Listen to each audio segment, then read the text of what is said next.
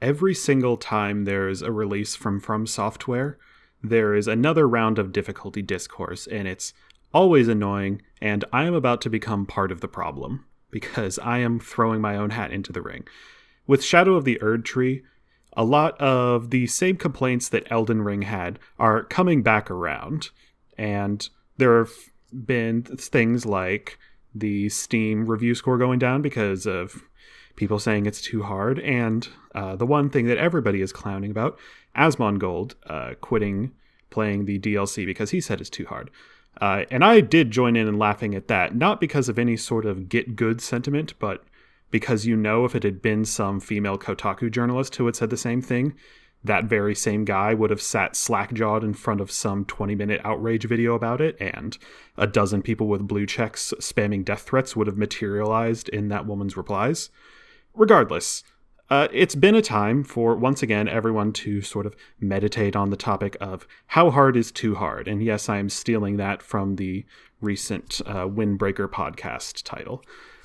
Because it can be a little bit hard to talk about because of the reputation that these games have accrued, and especially the community that these games have accrued.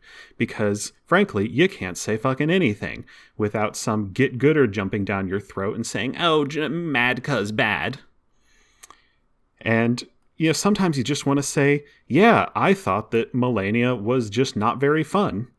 I quit Melania because it was pushing me to the point where I thought, for fuck's sake, Miyazaki, just make Bloodborne 2 already. I want to play with a shield. Is that so wrong? But there is something kind of worth examining in how From Software seems to be a little too into their reputation as the hard game developers. There's even that tweet going around calling them the hard game developers who sell you the hard game with the hard game DLC, which, granted, it's a little funny. But for me, I think the part where I deviate from the get-gooder people was with Bloodborne, because everybody loves Bloodborne. I love Bloodborne, but I don't love it as much as everyone else seems to. And Bloodborne was really hailed for being like the more aggressive Dark Souls, the faster Dark Souls. And me, I kind of liked Dark Souls when it was a little slower. See, Dark Souls 1 had this philosophy that I liked, wherein it wasn't really a game where you just fired yourself out of a cannon against a brick wall over and over. It had this ethos of like, you're gonna do it right or you're gonna get shit stomped. It wasn't a game, at least in my first experience with it, that rewarded just recklessly throwing yourself at a boss. You had to actually take your time and do it right and get a little bit of clarity in your head before you accomplished anything. And that fit well with the theming of the narrative, that the only way that an undead can keep their sanity and achieve their goals is to maintain that focus on what they truly want.